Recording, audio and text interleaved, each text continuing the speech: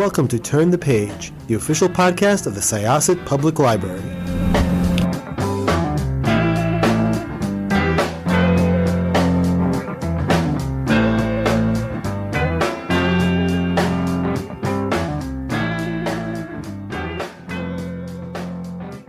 Hello, everyone, and welcome to Turn the Page. I'm your host today, Jen, and I am here with the author of a truly prolific amount of books on film, and we are here to discuss one of them today. Could I ask you to introduce yourself and your book, please? Yes, my name's Ian Nathan. I come from London, as you can probably hear my accent. I have written indeed many film books, but most recently I've written a book about David Lynch called David Lynch, a Retrospective. It's a journey back through his career. I mean, literally from childhood to where he is now. And that is some journey to go on, I can tell you. He's an extraordinary man, and it's an extraordinary kind of set of films to journey through.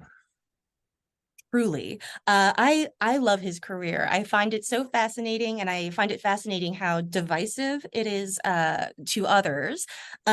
Before we get too much into his filmography in the book, could you talk a little bit about perhaps what got you into writing about film and what draws you to a particular filmmaker? At what point do you sort of decide that you want to write about them and investigate their career? So the potted history is I came out of university addicted to film, wanted to become a film journalist and write about film. Of course, when you're at school and university, there's no kind of file in the careers office that says write about film. You know, your parents think, is that even a job?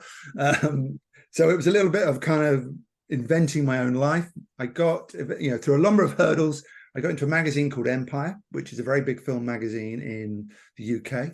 I was there for 20 years. And towards the end, I really wanted to get into books. I saw it as the next part of what I did. You know, I loved writing features. I loved traveling around and being part of that scene, but books was the goal. And it began with a book on Alien, the Ridley Scott film called Alien Vault. And it was literally a case of the publisher phoned up Empire one day and said, is there anybody on your team who knows a bit about Alien? I was that person. I loved Alien. And so the phone was put through to me, and that began my publishing career in terms of books. I think it was going to happen anyway because it's what I wanted. And publishing is interesting, and I'm sure everyone knows that it's a wonderful thing to express yourself in a book and to be free to express your thoughts. But it's also an industry. It's a process. Publishing companies want to sell books and make money, and the reality of how the publishing process works in terms of choices is I work with my publishers and I come up with ideas of people I want to write about because I have a passion for them and an interest and an idea that can make a good book. And hopefully that will align with what they see as commercial and in terms of book sales. And that's not just in terms of English language markets, UK and America. That's also France and Spain, all around the world, including Korea and Japan. They have to kind of take a sense check on what authors and what subjects and what sort of approaches will work. And so you get into a routine of that. And David Lynch came up quite a while ago, actually. It's a subject I was very keen to write about, but a little bit intimidated about as well. You're a bit like, well, can I do this? And a few other books were written in the meantime, because they sort of timed with, I did a James Cameron book that sort of timed with Avatar 2, so they took precedence, and the kind of field opened, and I went to my publisher and said, is it time for David Lynch? And they sort of went, okay, I think it might be. And there was a lot of deep breaths, and I dove in. And as I said before, it's an incredible journey, but it was a daunting one to begin with, because he is a fascinating, complicated subject. And there's some fantastic writing out there already on him. I mean, I think he's been served better than pretty much any other director I know in terms of the pre-existing appreciation and interpretation and knowledge. So that was also a thing I had to kind of negotiate and come to terms with. Was I going to be able to stand alongside the books already written on David Lynch? That's fascinating. And I imagine another challenge is the fact that Lynch himself really resists the idea of, trying to apply meaning to his work, So, Oh yeah. it has that's a real challenge, and it's very impressive, I think, to still take that on. That being said, there are sort of like themes and, interests and concerns and fixations that you can kind of like derive from his work. Is there something in particular that drew you to his body of work? Because for me, it kind of is that like that resistance to closure, that like none of his stories really ever really give you full closure. And that's something I find super fascinating. Yeah, absolutely. I kind of like, I sort of battle with myself. I have a little bit of a mind, and it might be a writer's mind, where I want meaning and I want answers and I want to interpret. I want to take all the ingredients and go A plus B plus C equals D. But of course, that in any director's life, that's kind of nonsense, because so many other factors are at play. But with Lynch, who is consciously obscure, who consciously says art doesn't have to have a meaning, that was both sort of an off-putting thing in a sense, because I wanted to kind of decipher his work and come up with the answers, but also the most exciting thing, because I could have that wrestling match. And I think that wrestling match is what I love about his work, where I look at films, and I began sort of with Blue Velvet, and then sort of come through, obviously, the Twin Peaks era and right through to Mulholland Drive and onward, where I love trying to decipher his work. I love getting there, but with the kind of knowledge that I'm not going to achieve my goal. So the book, I say in the introduction to the book that I'm not going to offer you solutions. I'm not going to be able to decipher. But having said all that, I can't resist the temptation to try. So the book sort of steps into that, knowing full well it's a foolhardy enterprise, and that Lynch would go, yeah, you're entitled to come up with those answers, but I'm not saying whether they work or not. And the really infuriating and delightful thing about him is I think he has things in his head, and he has, what the baby is in a razor head, what it means, what I think he has his own answer to that. But he doesn't want to put it out there. He doesn't want it to be on the record, because he loves, as you say, this open-endedness. And as soon as he went, this is my answer to those questions, they won't be asked anymore. So I think you got to delight in that. And that's the artist. It's the nature of art is to provoke and to tempt and to kind of open up questions rather than close them down. Something really interesting about his work and the way that you describe it. I think there was at one point that you used the term his movie making vernacular. He has a particular film language that is or a dialect, that is pretty unique to him. And that kind of got me thinking about, like, is film or is cinema like the product? Is it the thing that you put out, or is it also kind of like a way of seeing, like a way of interpreting the world? Like, is that something that you think is at play in his work? Oh, absolutely. I mean, he began as an artist in the traditional sense, a painter. And I think he's still a painter. I think, to this day, he's still, and he would probably agree. It's just his medium has altered slightly, although he still paints an awful lot and sculpts and does all those things. And he wanted to make moving paintings, and that's what he makes. And I think that is very much a kind of marriage. A modern artist would say that what they're doing is a marriage of interpreting something from the outside using what's on the inside. Right? So it's kind of a gross simplification, but that's kind of what they're going about. So they're using their inner tools, their sort of impressionistic things, their own opinions, their own passions, their own unconsciousness, to interpret something in the outside world. And that very much is the case, I think, with David Lynch as a filmmaker and an artist within that framework, is that he uses the filmmaking tools, the camera, the actors, the edit, special effects, even all the kind of the tools that go into filmmaking.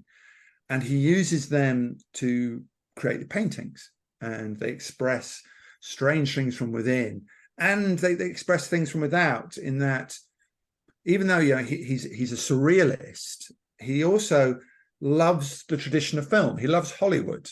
So his films aren't sort of off the map so far that you can't see the traditions of film noir in them.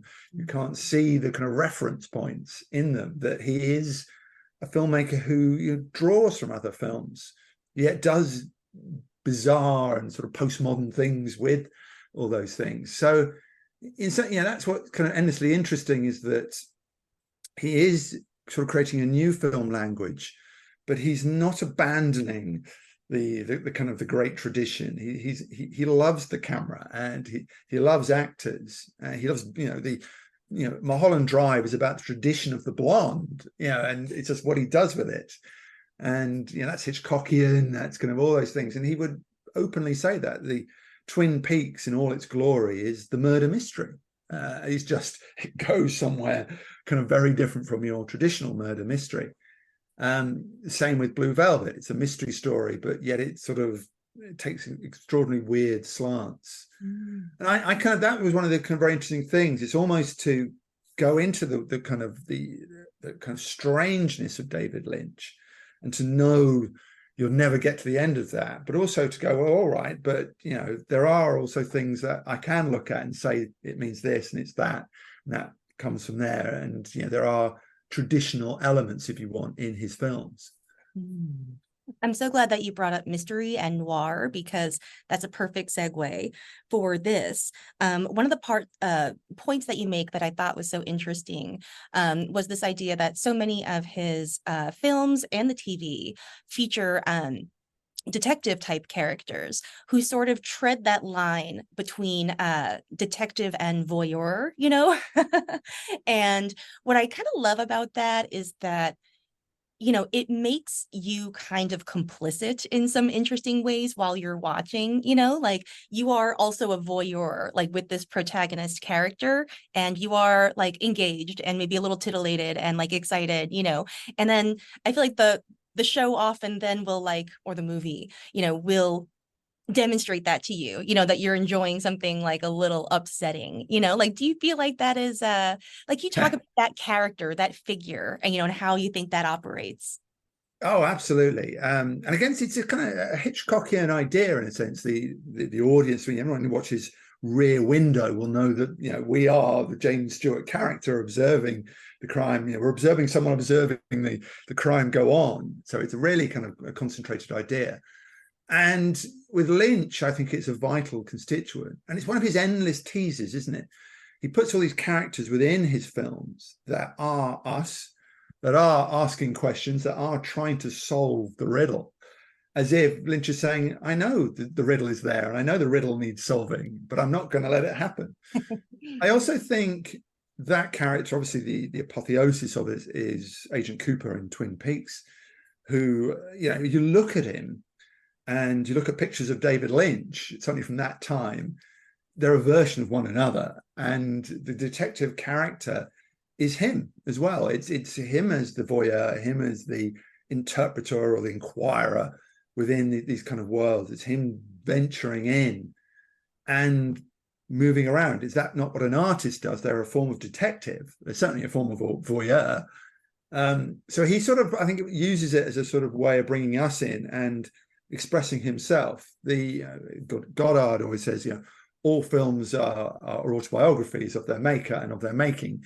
That's so true with David Lynch. They are films about him, and they're also films about what he does. So I think he's been so interested in taking the process to the point where he can literally make it up as he goes along, which is almost Inland Empire, where he could just do things and then stop for a few months and do them again and not have a script more than something he's just sort of scribbled on a piece of paper that morning. Poor old Laura Dern had to learn it all almost instantly. But that was kind of, to him, I think the ultimate form of expression is you're just kind of opening up the doors to the unconscious and letting it come out, letting it free and seeing what that is. There are kind of limits to that, I think, because I look at something like The Straight Story and take great delight in the fact that it's contained and it's very strange in its own way, but it's a story you can just follow and enjoy. And you think, well, I quite like David Lynch maybe sometimes to just be a bit more disciplined and tell an old-fashioned thing. But of course, he does what David Lynch does, what he wants to do. But certainly, I think this character, this archetype that crops up across his films, and Carl MacLachlan, I think for a long while embodied that, is the sort of the linchpin almost, if you, no pun intended. It's the thing that makes the films kind of, or sort of anchors the films and sort of gives us some way of navigating through what could be very chaotic and bizarre without that, having the detective to follow. Speaking of his collaborations with actors, I've always found it pretty fascinating that actors, he seems to be as divisive among actors as he is among audiences, in that actors tend to collaborate with him over many decades, like Laura Dern, like Kyle MacLachlan, or they kind of work with him once and then never cross his doorstep again, like Anthony Hopkins, or even Nicolas Cage in Wild at Heart. So yeah, like, can you talk a little bit about maybe how he works with actors and what you think kind of contributes to maybe that phenomenon? Yeah, I can imagine working for David Lynch is sort of a double-edged sword for actors. It's a wonderful thing because of his reputation, because of the places he can take you to and the challenges he can set before you. Laura Dern will probably tell you a lot about that. Naomi Watts would tell you a lot about that. The kind of, the effort it takes to be in a David Lynch film, but also, the kind of results and the level of expression you get to go. I mean, I'll come back to Laura Dern and look at Wild at Heart alone. The kind of what she gets to do and the kind of unleashing she gets in that. She said, I'd never been able to play a role like that before. So certainly he offers, I think, great potential for actors. But also you very much enter into, with David Lynch, the auteurs universe, the auteurs sort of canvas. And you have to come to terms with the fact you are a brushstroke for him. And, he does collaborate and he does talk, but many actors say, what's going on? Why am I doing this? And he'll go, I don't know. Do you? Yeah, he'll I think, infuriate actors who need the concrete, or at least something to cling on to, the cliche of I need my motivation. But I think with David Lynch, they just need a sense of why they're even there and where they're going. And he's not going to do that for you. And I think you either accept that, make your peace with it, and go on this, terrifying but liberating journey, or you come away frustrated. I think Nicolas Cage had a great time on Wild at Heart, but I don't think enjoyed that kind of looseness that Lynch wanted. And also I think that creates tensions both ways. I think Lynch will resist casting certain actors again because they're not going along with what he wants. They're not doing the thing that he needs for the film. So it's, I think the Coen brothers are quite similar in that respect, in that they're very controlling, and their films are different. They're not sort of loose like David Lynch, but they're very controlling, and they want things absolutely. And I think there are actors who loved that and understood that. Wes Anderson as well. I think there are actors who know that's what you are part of, and actors who kind of go, well, I want to kind of talk to you, and I want to express my ideas. I can't imagine David Lynch really wants to hear their ideas. I think he enjoys the company of actors, and certainly with like Laura Dern on Inland Empire, I think there was a definite sort of quite high level collaboration going on in which they created the character together going through it. But a lot of the time, I think he baffles them and frustrates actors, and like he does the viewers on many occasions. And I think that can be difficult. And I think that might be why you can see a division between those actors who've done one or maybe two Lynches and those who have become part of a kind of repertoire that he calls upon every time he makes a film. Absolutely. That makes total sense. So you have some other books coming out right now too. As I said before, you are very prolific. So do you want to talk about your other projects as well? Yeah, I never quite, the word prolific's a strange one because, it makes it sound like you can't stop. And then I'm like, well, is it good? Prolific? I don't know. It just is what it is. I'm very lucky in the sense that I've had a chance to write about a lot of different filmmakers. a lot of different challenges. And one of the joys of what I do is the contrasts and some books I've written about filmmakers I know really well. I wrote about the Coen brothers, I wrote about James Cameron, knew those subjects well. Recently, I wrote about Clint Eastwood. Someone I do know, but it was 45 films in 50 years. It was a much different sort of tableau of things I was going to have to deal with. And then you've got to kind of factor in compressing a lot of time and work into kind of a much smaller space. So it was a very different kind of challenge. Very interesting. I mean, to write about Clint Eastwood and David Lynch alongside one another, one you would see as a great traditionalist, and one is a kind of great surrealist. But actually, I thought there was a lot more in common than you might expect. They're both writers about America. I think that's their great subject. They're both people who grew up in a very similar part of America in the Northwest and traveled around a lot as kids. They both love the traditions of Hollywood and have borne those things forth. And they both have quite idiosyncratic ways of making films. So I found that actually they weren't that divergent in terms of subject. There were many connections. And Clint doesn't make films quite as surreal as David Lynch does. But that's another one of the joys, is you start to see the kind of bigger world of film and how it all operates and how personalities express themselves within it. So yeah, I it's been a great journey of the last sort of 10, 15 years writing books. I'm writing about Mad Max at the moment, about the history of the Mad Max films. Oh. So it's completely different, and it's Australian and it's action. But yet George Miller is kind of a surrealist. He's kind of strange and has these wacky ideas about myths and archetypes. So he's not so divorced from David Lynch. They're all artists and they've all got their thing, but it's kind of interesting, the connections you can make. That's awesome. I am so excited for that Mad Max book. We are huge fans of those films in our household. And I know that in particular, the making of Fury Road is sort of like a bonkers experience. I mean, honestly, all of them. You think Fury Road, you go back and look at the first film. That was just they're not called Mad Max for a random reason. They're all mad. Oh, that's great. Well, I hope that maybe you'll consider coming back to the show to talk about that one when that's out, because it sounds fantastic. Yeah, I'd love to. Thank you so much for joining us. This has been really lovely. I appreciate you coming to our show. Oh, great pleasure. Thank you. All right, listeners, please check out this gorgeous David Lynch retrospective.